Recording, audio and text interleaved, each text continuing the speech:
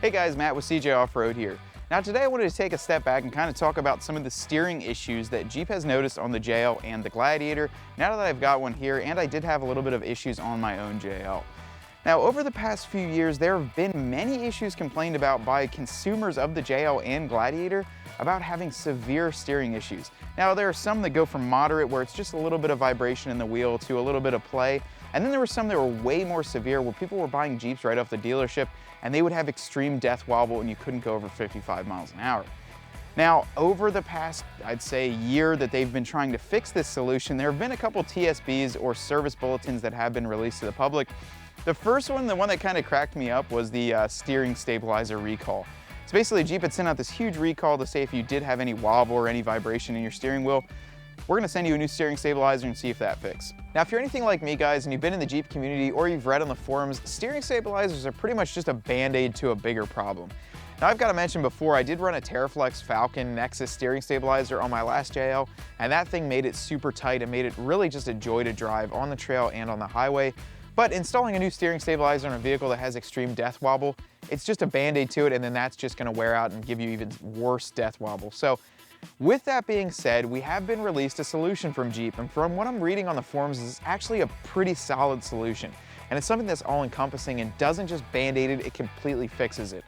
Now I gotta give Jeep props too, because it really isn't that easy to find a solution and make it replicable or just give it to anyone and make sure that it works. Now what they did is they actually redesigned the steering gearbox.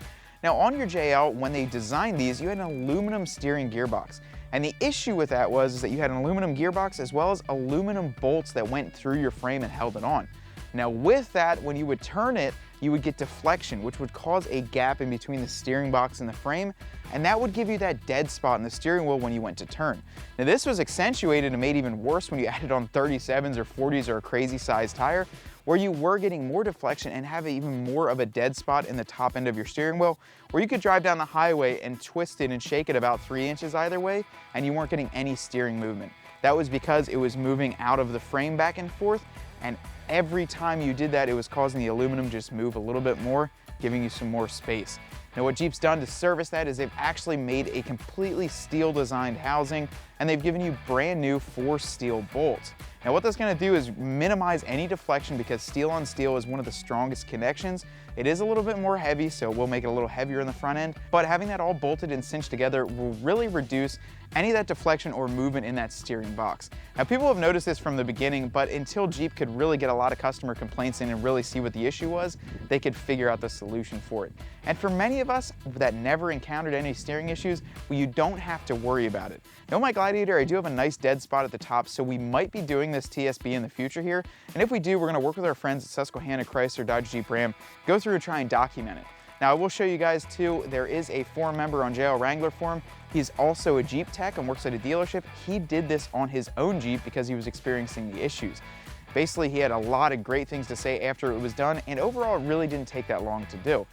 Now basically what you have to do is you go into your dealership, you say what's going on, and they'll order you in the parts. I'm not sure about all the back order, we don't work for Jeep, but you can get it fixed, so if you're having that issue, definitely check this out. Now I hope this offers you guys at least a little bit of light at the end of the tunnel, being that there is a fix if you have some sloppy steering or some death wobble, and you can get that taken care of as long as your Jeep's under warranty. You have to call them for all the details, but this is just some news on that steering and basically some updates on what's going on. Now, if you want to check out more videos like this, be sure to check out our off-road page, give us a like, and definitely subscribe there. You don't want to miss any of the off-road content we're doing.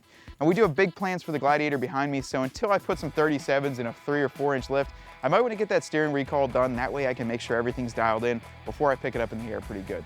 Now until next time, guys, I hope your steering wheel stays straight, and I'll see you out on the trail.